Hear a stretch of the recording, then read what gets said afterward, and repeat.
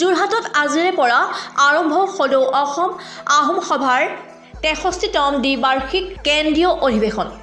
সদৌ অসম আহোম সভাৰ 63তম দ্বিবাৰ্ষিক অধিৱেশনখনি আজিৰে পৰা যোৰহাট জিলা ক্ৰীড়া সন্থাৰ খেলপথাৰৰ পূৰ্ণানন্দ বুঢ়াগোহাঁই ক্ষেত্ৰত এই উদুলি-মুদুলি পৰিৱেশৰ মাজত আৰম্ভ হৈছে।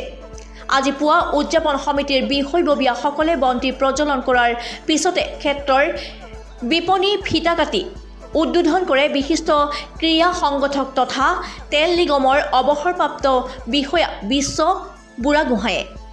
উল্লেখ্য যে তিনিদিনীয়া বিস্তৃত কাৰ্যসূচীৰে অনুষ্ঠিত হোৱা অধিৱেশনৰ কাৰ্যসূচী অনুসৰি অন্তিম দিনা পুৱা সাংস্কৃতিক শোভাযাত্ৰাৰ পিছতে অনুষ্ঠিত মুকলি সভাত ভালে কেইগৰাকী গণ্যমান্য ব্যক্তিয়ে অংশগ্ৰহণ কৰিব।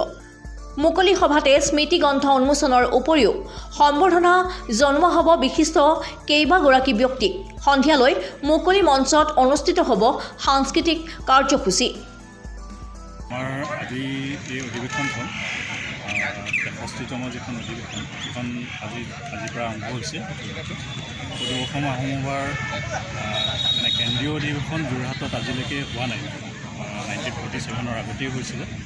এইটো আমাৰ কাৰণে এটা সৌভাগ্যৰ কথা যে আমাৰ যোৰহাটত প্ৰথমবাৰৰ বাবে এই অধিৱেশনখন আৰম্ভ হৈছে।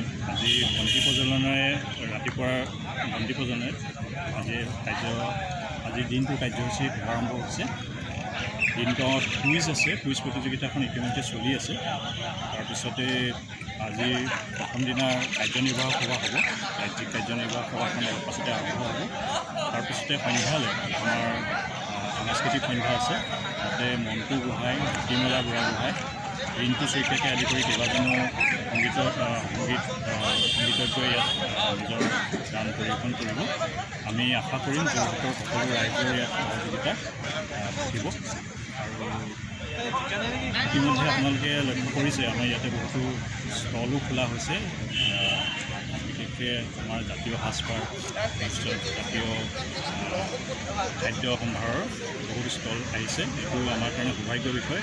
যোৰহাটৰ ৰাইজে প্ৰথমবাৰৰ বাবে ইয়াৰ এটা আমোদ ল'ব পাৰিব যে কিবা দৰকাৰ হ'লেও ইয়াতে কিনিব পাৰিব জাতীয় সাজপাৰ। সেইটো আমি আশা কৰোঁ। আমি আৰু দুদিন আছে, 5, 6, 7 টোটেল 3 দিন আমি যোৰহাটৰ লগতে সদৌ অসমবাসীৰ পৰা আমি সহযোগিতা কামনা কৰিছোঁ। সকলোৰে উপস্থিতি ভালদৰে কামনা কৰিছোঁ। যোৰহাটৰ পৰা সীমান্তৰ ৰিপৰ্ট, নিউজ নাও 24/7।